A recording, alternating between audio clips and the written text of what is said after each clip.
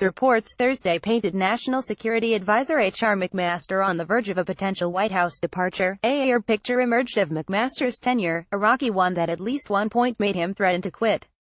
McMaster, who took on the role last February, has been known to storm out of the West Wing in fits of rage, according to The Washington Post. He also reportedly threatened to quit but eventually calmed down hours later. He often gets frustrated, goes through a phase, and his peer support group pulls him out of a funk, a senior administration official said to the Post. I was convinced several times that this was it for his departure. Hasn't happened. I think he deep down cares too much. McMaster's statements and views have found himself often at odds with President Donald Trump. In his first group meeting at the National Security Council, he reportedly said using the term radical Islamic terrorism was counterproductive. Trump has used that label liberally before and after his election. Trump became increasingly frustrated with McMaster during meetings, according to the Post. The publication said Trump griped that McMaster droned on too long and was too rigid in his thinking. In one instance, when McMaster entered the Oval Office over the summer, Trump complained that he had already seen him that day.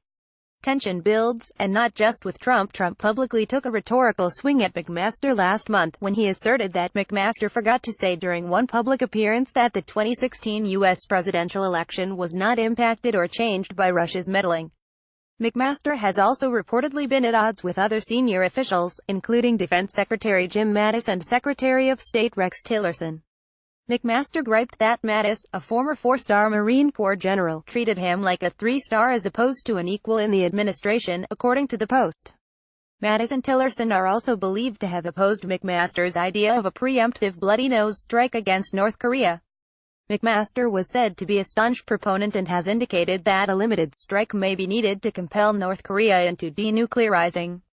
Mattis and Tillerson, on the other hand, are said to have warned the Trump administration of its potential implications and the chance that the conflict could spiral out of control after such a move.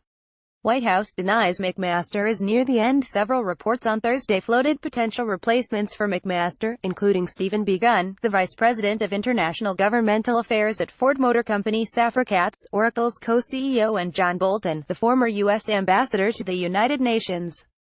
But the White House pushed back on reports of McMaster's impending exit, which was first reported by NBC News. We frequently face rumor and innuendo about senior administration officials, Deputy Press Secretary Rod Shaw said in a statement. There are no personnel announcements at this time. National Security Council spokesman Michael Anton suggested Trump more emphatically denied the report. I was just with President Trump and McMaster in the Oval Office, Anton said. President Trump said that the NBC News story is fake news, and told McMaster that he is doing a great job.